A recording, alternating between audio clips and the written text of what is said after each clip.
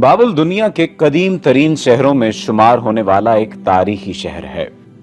बख्त नसर का तामीर करदा शाही महल और बाबुल के मुअल्लक बाग कदीम फन तामीर के बेहतरीन नमूने थे, वो भी इसी शहर में मौजूद हैं।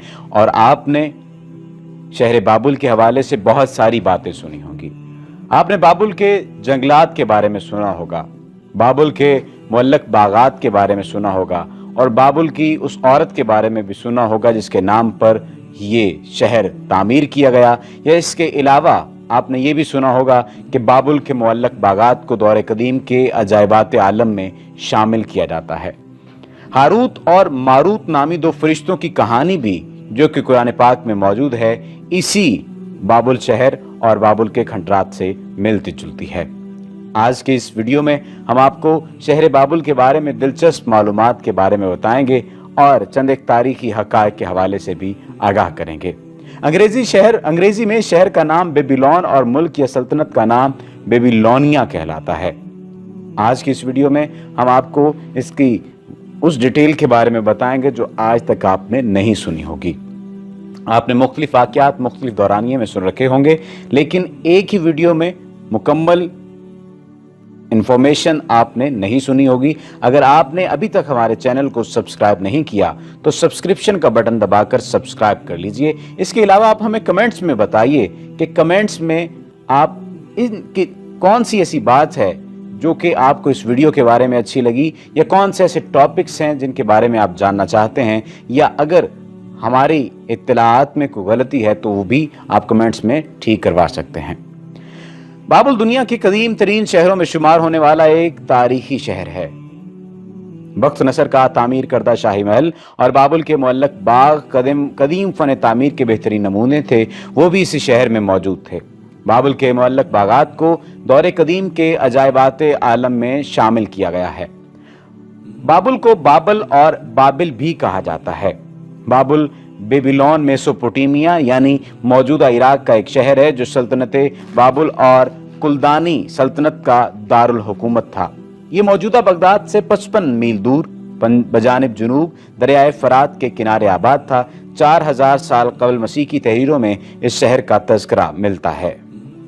175 कबल मसीह में बाबिलोनिया के बादशाह खमूर राही ने इसे अपना पाया तख्त बनाया तो ये दुनिया का सबसे बड़ा और खूबसूरत शहर बन गया। इस बादशाह के बारे में, इस नाम के बारे में हमूराबी भी नाम इसका गिना जाता है। इसके बाद 699 कबल मसीह में बादशाह बनु कदे नसर या बख्त नसर दोम ने इसे दोबारा तामीर करवाया। पुराना शहर दरियाए फरात के मशरकी किनारे पर वाक़े था और आबाद था। बख्त नसर ने दरिया पर पुल बनवाया और मगरबी किनारे का एक वसी इलाका भी शहर की हुदूद में शामिल कर लिया। इसके अहद में शहर की आबादी 5 लाख के करीब थी। मुअल्लक बागात जिनका शुमार दुनिया के 7 अजायबात में होता है, इसी बादशाह ने अपनी मलका के लिए बनवाए थे। 539 कबल मसीह में ईरान के बादशाह साइरस ने बाबुल पर कब्जा कर लिया। 275 कबल मसीह में इस शहर का जवाल शुरू हुआ और नए तिजारती मराकज़ कायम होने से इसकी अहमियत खत्म हो गई। अब इसके सिर्फ खंडर बाकी हैं। बाबुल का जिक्र हारूत और मारूत दो फरिश्तों की कहानी के साथ साथ कुरान पाक में भी मौजूद है। अंग्रेजी में शहर का नाम बेबीलोन और मुल्क या सल्तनत का नाम बेबीलोनिया कहलाता है। मुसलमान तारीखदानों और जोग्राफिया के मुताबिक बाबुल का शहर इस्लाम की आमद से तवील अरसा कबल तबाह कर दिया गया था। बाबुल की जगह के बारे में कहा जाता है कि सन 400 हिजरी में अब्बासियों के दौर में एक छोटा सा गांव बाबुल के नाम से मौजूद था। इब्न नौफल ने भी इसके वजूद का जिक्र किया है। उनके मुताबिक इसकी इमारतों को इराक में सबसे कदीम समझा जाता है। ये बादशाहों ने बतौर दारुल हुकूमत तामीर करवाया था। इनके जानशीनों ने भी दारुल हुकूमत के तौर पर इसे इस्तेमाल किया था। अबुल फदा कहते हैं और लिखते हैं कि यही वो शहर था जिसमें नमरूद ने हजरत इब्राहिम अलैहिस्सलाम को आग में फेंका था। आजकल खंडरात के सिवा कुछ भी नजर नहीं आता। ताहम खंडरात के दरमियान में एक छोटा सा गांव अब भी मौजूद है। याद रहे ये वही शहर है जिसमें सिकंदर यूनानी 32 साल की उम्र में 323 कबल मसीह में इस दुनिया से रुखसत हुआ था। ये वही सिकंदर है जिसके बारे में मशहूर है कि उसने आधी से ज़ायद दुनिया को फतह किया था। बात हो जाए सल्तनत बेबीलोनिया के बारे में। सल्तनत बाबुल, जिसको बेबीलोनिया भी कहते हैं, इन दो सल्तनतों का नाम है जो जनूबी मेसोपोटामिया यानी मौजूदा इराक में कायम हुई। पहली सल्तनत कदीम बेबीलोनिया का दौर तकरीबन 1750 ता 1200 कबल मसीह का है। इसका बानी हम्मुराबी था, जबकि नया बेबीलोनिया या कुल्दानी सल्तनत का दौर है जो 6वीं सदी कबल मसीह में शाह नीबू पोलसार ने अशूरी सल्तनत के खंडरों पर कायम की और जिसे शाह बनु कदर नसर ने या बख्त नसर ने उरूज बख्शा। इन दोनों ही सल्तनतों का दरुल हुकूमत बाबुल था। 539 कबल मसीह में साइरस आजम ने बाबिलोनिया को सल्तनत फारस यानी ईरान में शामिल कर लिया। बाबिलोनिया अपने अहद का मुहज्जब तरीन मुल्क था। यहाँ की जुबान मौजूदा सामी जुबानों यानी इब्रानी और अरबी की माँ थी। इसका रस्मुल खत मीखी या पिकानी सहगोशी दुनिया के कदीम तरीन खतों में शुमार होता है। लोग मुजाहिर परस्त थे, लेकिन उन्हें मजहब से ज्यादा दुनिया से दिलचस्पी थी। उन्होंने देवी देवताओं के माबद भी बनाए, लेकिन उनसे कहीं ज्यादा पुरशिकवा शहर और बागात तामीर किए। बख्त नसर का तामीर करदा शाही महल और मुअल्लक बागात कदीम फन तामीर के बेहतरीन नमूने थे। बाबुल के लोग इल्म रियाजी के माहिर भी थे। सबसे पहले उन्होंने ने इल्म हियत को साइंस का दर्जा दिया था। शहर बाबुल में चाहे बाबुल की भी बात की जाती है, यानी दुनिया के कदीम तरीन आसार में चाहे बाबुल भी शामिल है। इस कुएं का जिक्र कुरान मजीद के अलावा बाबुल में भी आया है और बाइबल में भी आया है। अब जबकि बाबुल शहर ही नहीं रहा, इस कुएं के वजूद का सवाल ही पैदा नहीं होता। लेकिन बाबुल कहाँ है?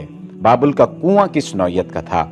हारूत मारूत, जिनका नाम चाहे बाबुल के साथ साथ लाजमो मलजूम की सूरत रखता है, उनके शहर की कैफियत क्या थी और खुद शहर क्या है? यानी उनके जादू की कैफियत क्या थी और खुद जादू क्या है?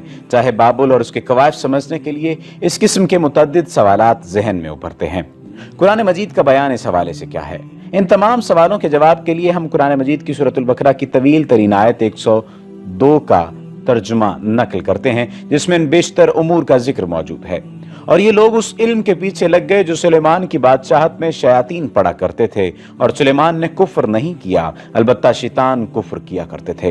वो लोगों को सहर की तालीम देते और वो इस इल्म के पीछे लग गए जो बाबुल में दो फरिश्तों हारूत मारूत पर उतारा गया था, और वो दोनों किसी को भी नहीं बतलाते थे जब तक ये ना कह देते कि हम तो बस एक जरिया इम्तिहान हैं, सो तुम कुफ्र इख्तियार न कर लेना। मगर इन दोनों से वो सीखते जिससे वो खावंद और बीवी के दरमियान जुदाई डालते। हालांकि वो किसी को भी उसके जरिए नुकसान ना पहुंचा सकते थे, मगर हाँ इरादा इलाही से। और ये वो लोग वो चीज़ सीखते हैं जो इन्हें नुकसान पहुंचा सकती है, और ये खूब जानते हैं कि जिसने उसे इख्तियार किया इसके लिए आखिरत में कोई हिस्सा नहीं, और बहुत ही बुरी है वो चीज़ जिसके एवज इन्होंने अपने आप को फरोख्त कर डाला। ये वो आयात हैं जिनमें जिक्र किया गया। अब बाइबल के हवाले से अगर बात की जाए तो बाइबल के तफसीली बयान से सिर्फ नज़र करते हुए हम सिर्फ हवाला जात पर इक्तफा करेंगे। अलबत्ता उनकी रवायत का खुलासा नकल कुफ्र नबाशत के बमिसदाक पेश है। हारूत मारूत दो फरिश्ते थे। उन्होंने अल्लाह के सामने इंसानों के गुनाहों का मजाक उड़ाया कि तेरी मखलूक हर किस्म के इनाम के बावजूद गुनाह करती है। अल्लाह को उनका तंज पसंद ना आया। अल्लाह ताला ने फरमाया, अगर तुम दुनिया के माहौल में होते तो यही करते। फरिश्तों ने अपनी असमत का दावा किया तो अल्लाह ताला ने उन्हें ज़मीन पर भेज दिया। यहाँ एक हसीन औरत थी जिसका नाम ज़ोहरा था। वो इस औरत के इश्क में मुब्तला हो गए। ये जो वाक़या और इसका जो मुब्तला होना था, ये वाक़तन एक आम बात न थी। फरिश्ते उस पर आशिक हो गए। उस औरत ने कहा, वसल की शर्त यह है कि तुम शराब पियो, कत्ल करो और बुतों को सजदा करो। उन पर इश्क का भूत ऐसा सवार हुआ कि उन्होंने शराब पी, कत्ल किया और बुत परस्ती से भी गुरेज न किया। यानी हैरान कुन हद तक उसकी तमाम की तमाम बातें मानते गए। ये तमाम की तमाम चीज़ें, तमाम की तमाम बातें एक अजीब सानहा रखती थीं। एक ऐसी बात रखती थी जिसके बारे में कोई भी शख्स नहीं समझ पा रहा था कि वाक़तन ऐसा हो सकता है कि फरिश्ते ज़मीन पर उतरें, वो शराब भी पिएं, कत्ल भी करें और बुतों को सजदा भी करें। लेकिन ऐसा हुआ था। ज़हरा ने फिर हारूत मारूत से आसमान हो जाने का राज दरियाफ्त किया तो उन्होंने ज़हरा को इसमें आज़म सिखा दिया। वो इसकी मदद से आसमान पर चली गई और फरिश्ते राज इलाही अफशा करने के जुर्म में चाहे बाबुल में कैद कर दिए गए। इस जुर्म में वो क़यामत तक कुएं के अंदर लटके रहेंगे। सारी दुनिया का धुआं ان کی ناک کے ایک نتنے سے داخل ہو کر دوسرے سے گزرتا رہے گا۔ یہ روایات ہیں اور ایسی مختلف روایات اور بھی موجود ہیں۔